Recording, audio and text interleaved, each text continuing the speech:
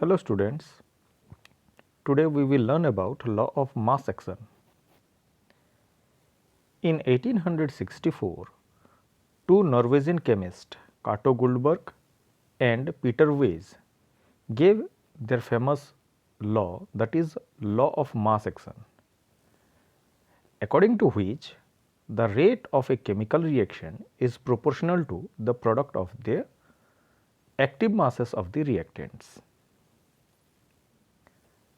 Let us interpret the mathematical interpretation. Here, a general reaction is considered. A plus B gives a product.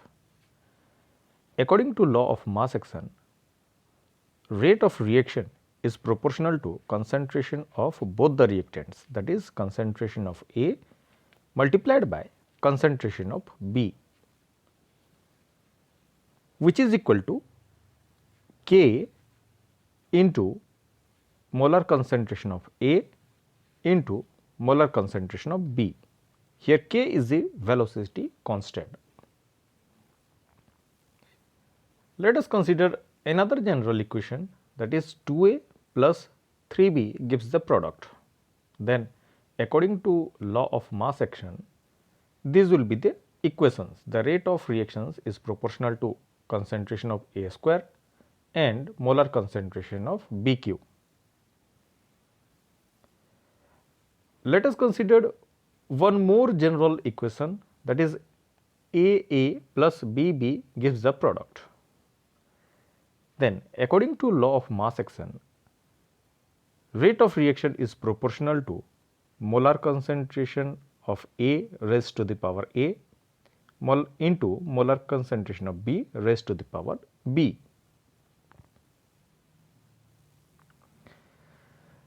From the above discussion, the law of mass action can be stated as the rate of a chemical reaction is proportional to the product of the active masses of the reactant E raised to the power equal to its stoichiometric coefficient as represented by a balanced chemical equation.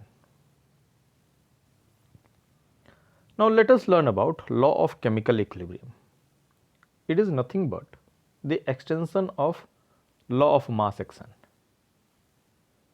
And let us consider a general equation. AA plus BB gives CC plus DD. This equation is reversible and hence according to law of mass action, the rate of forward reaction can be represented as Kf into molar concentration of A into molar concentration of B. Similarly, the rate of backward reaction Rb is equal to Kb into molar concentration of C raised to the power C into molar concentration of D raised to the power D. We know that at equilibrium, rate of forward reaction is equal to rate of backward reaction. Thus, Kf by Kb will be equal to molar concentration of C raised to the power C into molar concentration of D to the power D divided by molar concentration of A to the power A and molar concentration of B to the power B,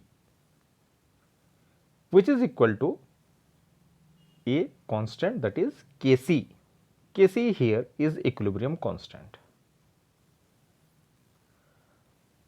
From the above, the law of chemical equilibrium states that the product of molar concentration of the product each raised to the power equal to its stoichiometric coefficient divided by the product of the molar concentration of the reactants each raised to the power equal to its stoichiometric constant is a constant at constant temperature. Here it may be noted that at constant temperature, the value of Kc is always a constant, which may vary according to the temperature. Now let us discuss about the relationship between Kc and Kp. In order to do so, let us consider another general equation. AA plus BB gives XX plus YY. Applying law of chemical equilibrium, Kc may be represented as x to the power x, y to the power y divided by a to the power a into b to the power b. Here, if the molar concentration is treated as C, then it can also be represented as Cx to the power x, Cy to the power y, C divided by Ca to the power a into Cb to the power b. Here Ca, Cb, Cx and Cy are molar concentration of A, B, X and Y respectively. If these species are in the gaseous state, then it can be represented in the form of Kp as given here.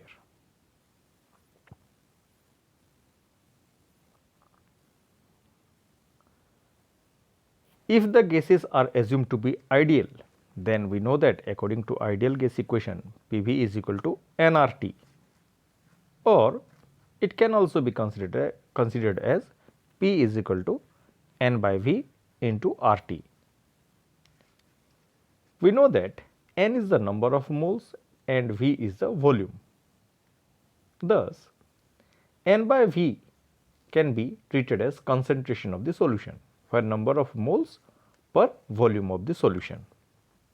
So, P can also be written as CRT.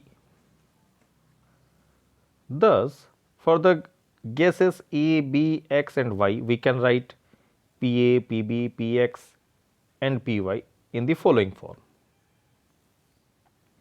Keeping all these values, Kp can be written as this one.